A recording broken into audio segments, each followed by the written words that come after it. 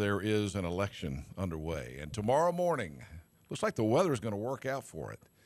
The folks here in eastern North Carolina will go to the polls and across the state, and we will be electing. You would think there's nothing going on but the Tillis race, but by the way, I have a new T-shirt that Representative Moore just brought me. Straight to the point. Straight to the point. It says, for the radio audience, Representative Moore just brought me a T-shirt that says "Fire Hagan." In the studio with me, Representative Brian Brown from here in Pitt County. Good morning. And Representative Tim Moore from, is it here. Cleveland County? That's right. How you doing? Doing well. Good to see you. Tim Moore is the chairman of the, he is a very powerful member of the General Assembly, the House of Representatives. He is the chairman of the Rules Committee, also chairman of one of the subcommittees for the Judiciary. And many people, including yours truly, believe he is going to be the next Speaker of the House in North Carolina. And why are you in Greenville this morning?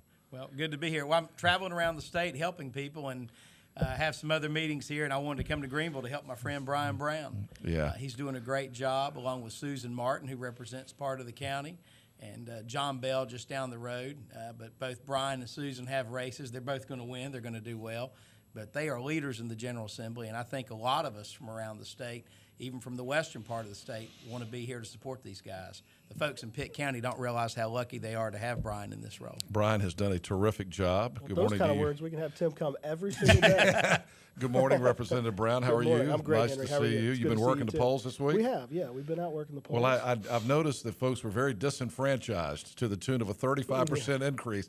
How do you guys feel about that? All we heard during the election, during all the discussions about some of the rule changes, and of course, voter ID has not started yet. We haven't seen that yet. That comes in next year. But the change in Sunday voting, the change in the lower number of days, it was all presented as a racist effort on the part of the Republicans to disenfranchise voters.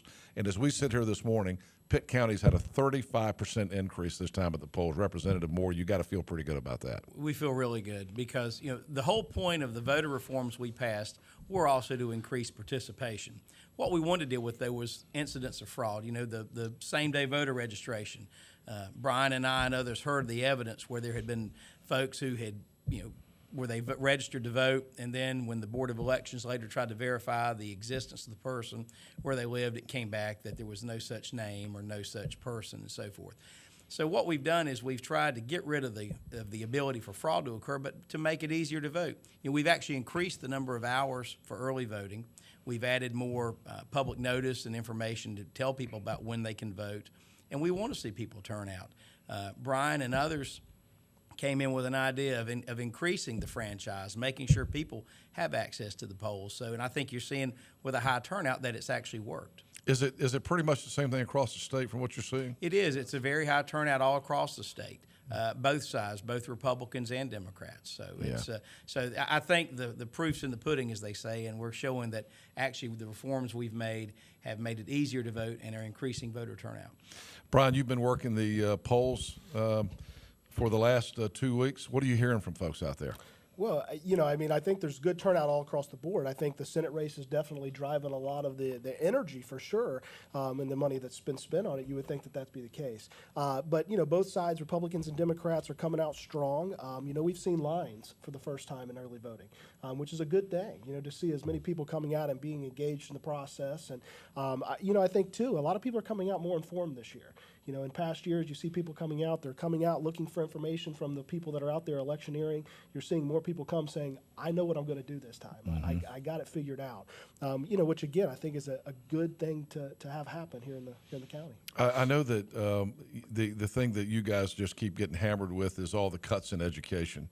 This $500 million cut to the public education system, Representative Moore, that no one can seem to find except Kay Hagan and her folks. If people can do math, I believe that the increase in public education has been significant the last few years. It has. It's been over $1 billion increase. And the argument that there's a $500 million cut is ludicrous. We gave teachers a pay raise. Now, some will say we didn't give enough of a raise to career teachers.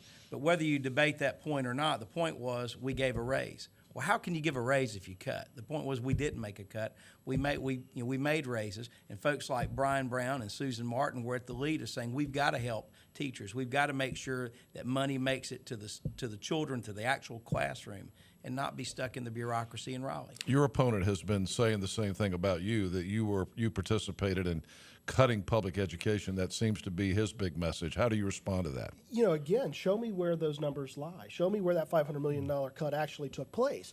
You know, as Representative Moore said, when you add in the teacher pay increases, you add in starting teacher pay, all of these components together, it just fundamentally doesn't make any sense. And I think that the public needs to remember that as we go back to Democrat control, that's when we actually froze teacher pay. And we did so because of a $300 billion budget shortfall. Not only did we freeze teacher pay, but we asked them to take furloughs as well. You know, we're not the party of cuts to education. We're the party that's going to put education back on the right track in North Carolina. And, you know, there's a lot more left to do. We understand that this has been step one, and teachers need to have confidence that this Republican Party is going to go back to the drawing board again, and we're going to make significant improvements to public education once again. And you and I have talked about this many times before, but the work that you did in the last session, with the help of people like Tim Moore in leadership, I mean, our School of Medicine here has been surviving off of low pay. The payer mix here has been very low since the beginning. It's a primary care facility where we educate doctors to be in the primary care. We live in Eastern North Carolina. There's a need for more funding for the Brody School of Medicine, and everyone doesn't understand that. And it took some time, but it took you a while to get through to a lot of the folks. Tim was one of the supporters, but there were a lot of folks in the Senate that did not, even in your own party, that did not agree with that. Would you say that was your biggest accomplishment this year, was getting the funding restored for the Brody School of Medicine? You know, you hate to say that that's an accomplishment because it shouldn't have been on the table to begin with. You know, I think it was our biggest defense play for sure. And it certainly makes the lift a lot lighter as we go back into the long session. But I think really, if we kind of want to look at this as an accomplishment, what I think we've done is we've opened the eyes of Eastern North Carolina to the rest of the state and really showed a lot of legislators that there's some really good things going on over here, that we're a very unique situation here in Eastern North Carolina, and that the relationship between the Brody School and the Vidant Medical Center is a great public-private partnership that needs to be held up. And you know, I think that we've really made some good headway in that. We have a lot of work still to do. You know, there's still a lot of education that needs to be done, particularly on the Senate side of the importance surrounding things like the Debt Set-Off Collection Act and things like that. But we've made a lot of improvements, and we'll continue to push forward and hopefully go back and play from a proactive position versus a defensive position. Again, if you're just joining us, Representative Brian Brown, our local state representative here in the studio. Also, Tim Moore from Kings Mountain, North Carolina. Isn't that right? That's correct. Kings Mountain, North Carolina, Cleveland County. Tim is a longtime House of Representatives member, and many people say that you will be the next Speaker of the House. I've been asked 100 times, with Tillis leaving, who's going to be the Speaker of the House? And I think at this point you look like the leader. How do you feel about that? Do you want to be Speaker of the House? That's a kind statement there. I'm obviously interested in it, but there are a number of other folks who are interested who would also do a great job. You know, right now the focus is on getting our members reelected tomorrow, and that's why it's important that Republicans and all conservatives turn out and vote. And what you've seen as far as the House caucus is that we're all very united. We know the races that are contested. The major battlegrounds are in Wake County and in Buncombe County. That's where we're having to really put a lot of resources right now. But I want to go back to something you said earlier about the hospital issue here in Greenville.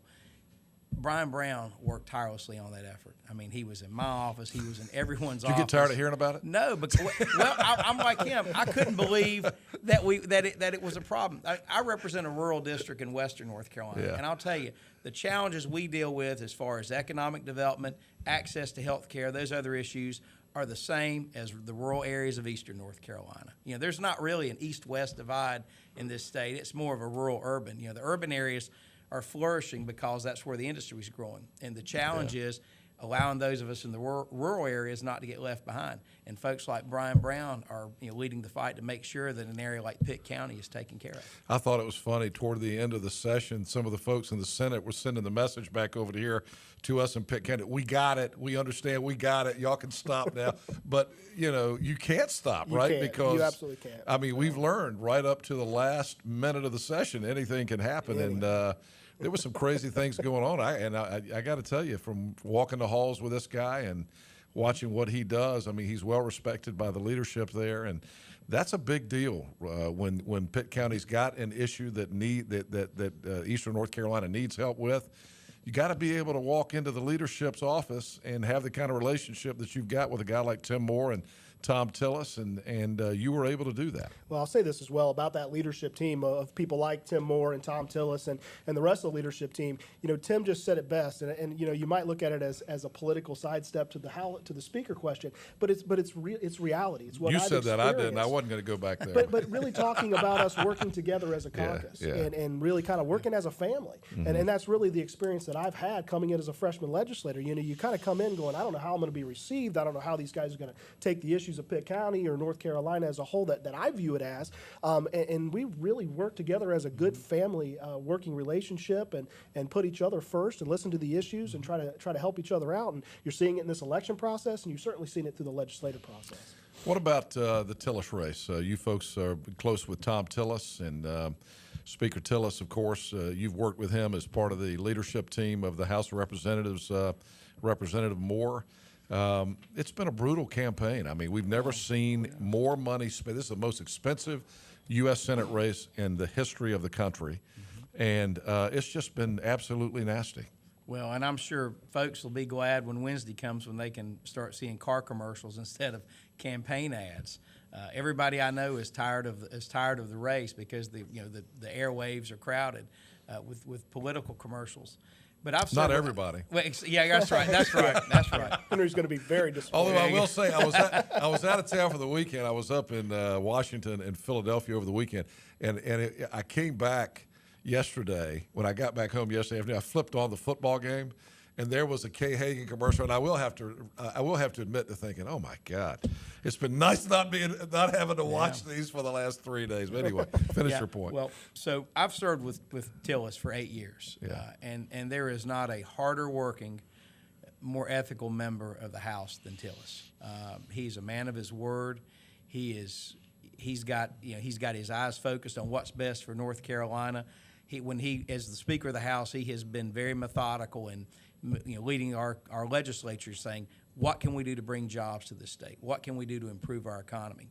And he's very skilled, he's very talented, and if we don't elect him to the U.S. Senate, it'll be a great travesty, because if North Carolina wants a tireless advocate for this state, Tom Tillis is the person to do just that. Has it been hard for you as a friend of Tom Tillis to watch some of the things that have been said that you know are just outright lies? It's frustrating to see the lies, and probably the one that's repeated more often than not is the one claiming that there was a $500 million cut to education, and then that there were these tax breaks for millionaires. I mean, I voted for the same budgets that Tillis did, and I can tell you that those claims that the Democrats are making simply are not true.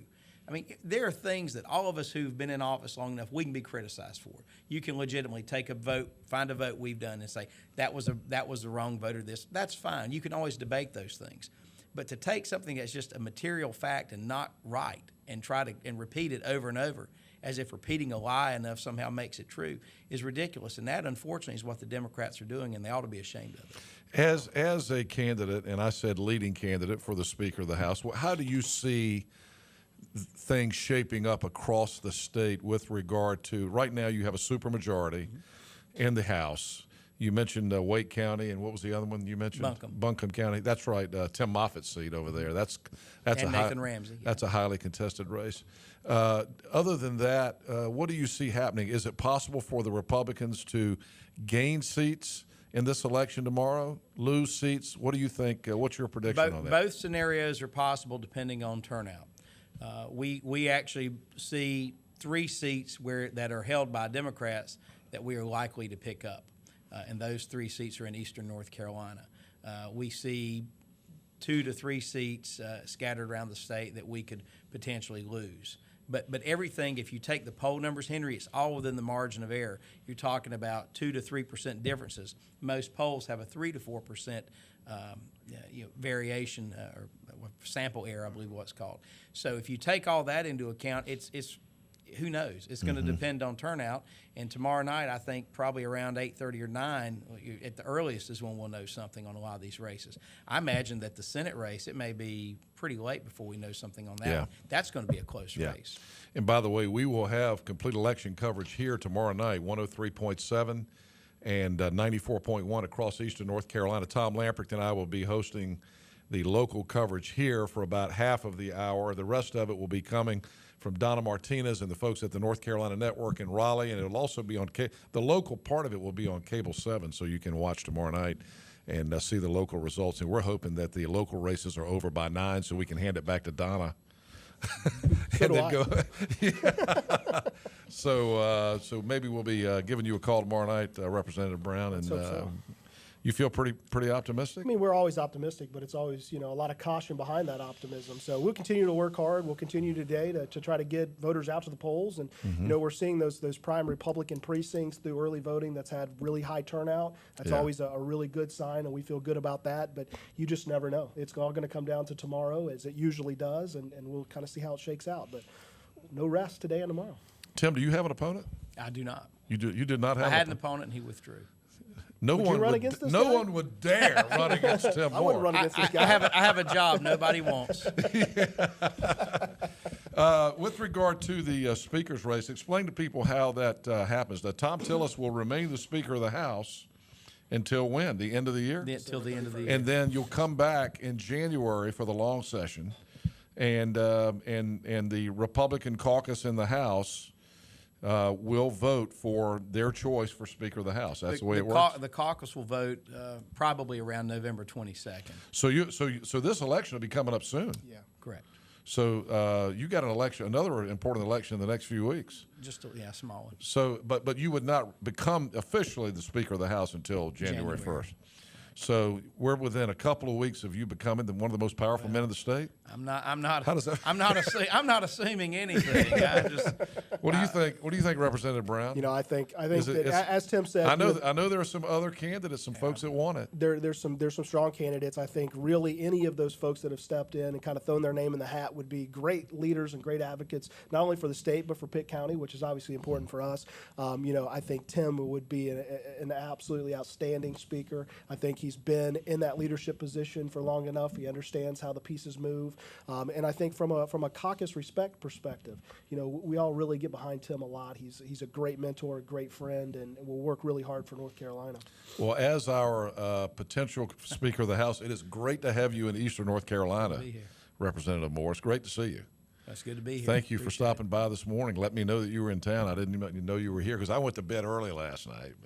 But glad we were able to connect this morning. Good to see you, Good Mr. to Brown. see you. I appreciate you having us Good on. luck tomorrow. Thank you. And again, our complete coverage begins tomorrow night at 7 o'clock, election coverage here on 103.7 WTIB. Thanks to Representative Tim Moore and Representative Brian Brown for stopping by to see us this morning. Good to see you guys. Good to I know see you you. want to get Thanks, to the Henry. polls, so we'll let you go.